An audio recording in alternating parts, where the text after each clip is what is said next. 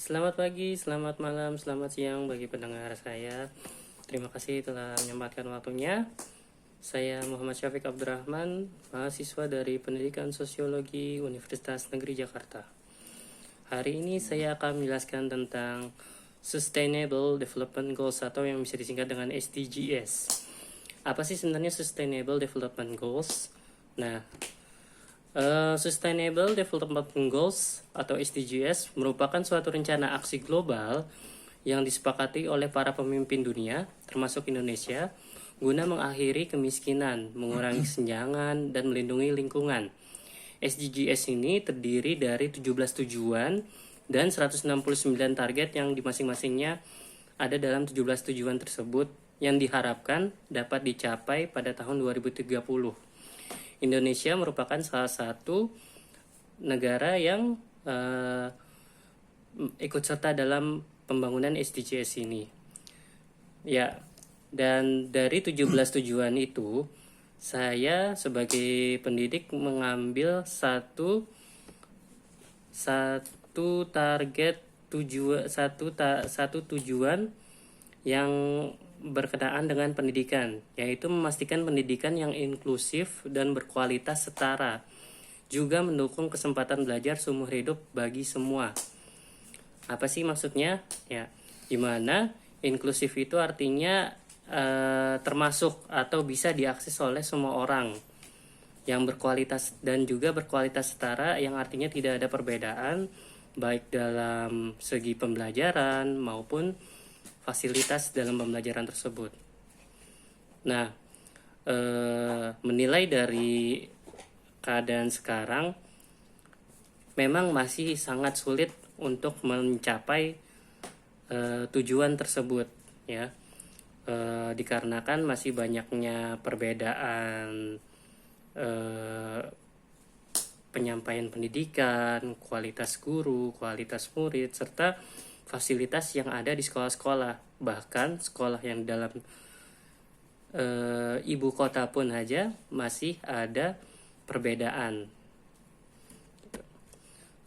Lalu dalam tujuan tersebut ada beberapa target. Dan target yang saya pilih ini adalah berkenaan dengan yang berisi pada tahun 2030 memastikan bahwa semua anak perempuan dan laki-laki mendapatkan akses terhadap pengembangan masa kanak-kanak secara dini yang berkualitas, juga pengasuhan dan pendidikan pradasar agar mereka siap untuk masuk ke pendidikan dasar. Ya, saya sebagai pendidik ingin mengomentari bahwa hal ini mungkin saja bisa tercapai pada tahun 2030.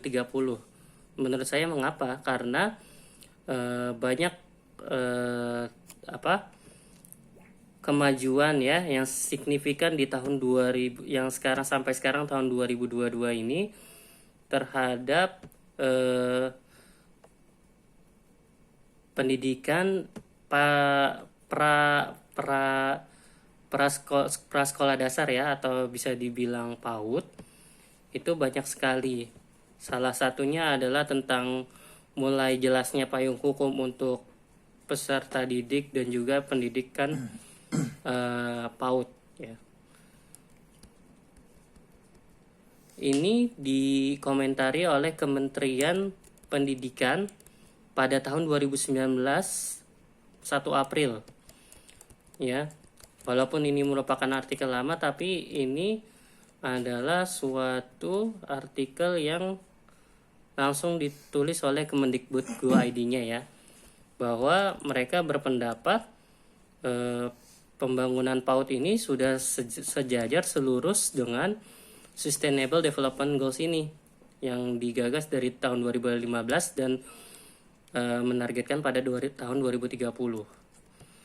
Ya, perkembangan layanan PAUD ini dari sisi payung hukum, layanan ini diatur dalam Peraturan Presiden sekarang nomor 60 tahun 2013 tentang pengembangan anak usia dini holistik integratif yang mengamanatkan pemenuhan kebutuhan esensial anak usia dini secara utuh, yang meliputi kesehatan gizi, rangsangan pendidikan, pembinaan moral, emosional, dan pengasuhan. pemenuhan tersebut menjadi tanggung jawab bersama keluarga, pemerintah, dan masyarakat. Adapun juga dalam Peraturan Pemerintah Nomor 2 Tahun 2018 tentang standar pelayanan minimal menyatakan bahwa salah satu layanan dasar di bidang pendidikan yang wajib disiapkan oleh pemerintah, kabupaten, atau kota adalah layanan PAUD bagi anak usia 5 tahun sampai dengan 6 tahun. Berarti hal ini adalah suatu kewajiban yang harus diselenggarakan oleh pemerintah yang diatur juga dan didukung oleh pemerintah tersebut. Nah, sebagai implementasinya, Kemendikbud akhirnya menerapkan dengan kemitraan Tripusat Pendidikan, yaitu Satuan Pendidikan, Keluarga, dan Masyarakat. Ya. Hal ini berarti bahwa kemajuan pra pendidikan seperti target yang dituliskan tadi, yang dijelaskan tadi, itu sangat diperhatikan oleh pemerintah dan artinya sudah sejalan dengan SDG tadi ya, target SDG tadi.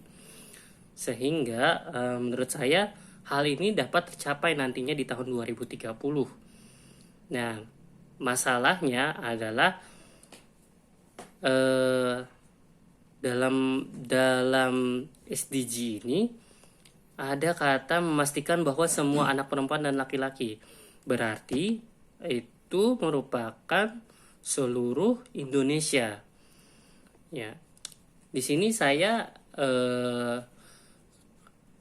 hanya menilai dari kemajuan yang ada di artikel tersebut.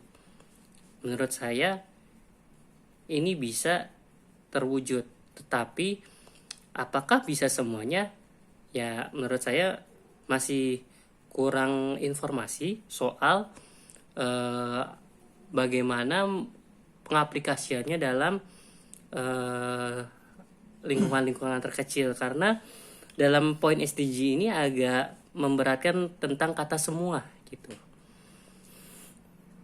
Tapi saya berpikir positif bahwa dengan adanya peraturan pemerintah seperti yang di atas, yang tadi saya sebutkan dan saya jelaskan, ini bisa menjadi dasar untuk semua wilayah agar untuk mencapai penyebaran sekolah pradasar ini. Karena sekolah pradasar ini sebenarnya bisa untuk membiasakan diri sebelum memasuki sekolah dasar atau dasar dari segala pendidikan. Yang mungkinnya adanya perbedaan dalam pengasuhan yang tadi dikatakan tri itu pendidikan, keluarga, masyarakat.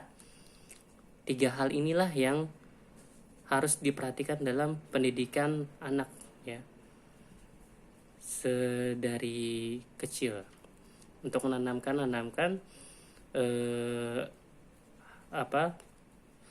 ilmu-ilmu dasar ya, dari kesopanan mungkin atau dari baca tulis hitung. Tapi sebagai pendidik tidak harus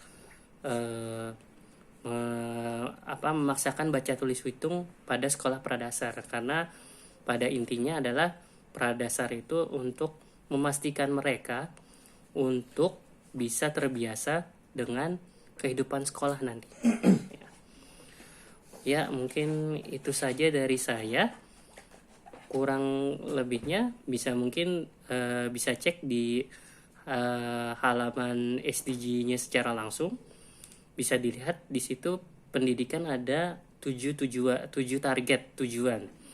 Ya, yang di dalamnya itu ada yang berbicara tentang pendidikan baca tulis hitung ataupun juga tentang perataan akses bagi perempuan dan laki-laki gitu. Nah, itu mungkin dari saya. Bisa dicek di Google tentang Sustainable Development Goals ya. Di situ ada yang aslinya itu ada web dari luar negerinya, ada juga web blognya yang ada di Indonesia gitu ya. Kurang lebihnya mohon maaf. Selamat pagi, siang, malam bagi penonton. Dadah.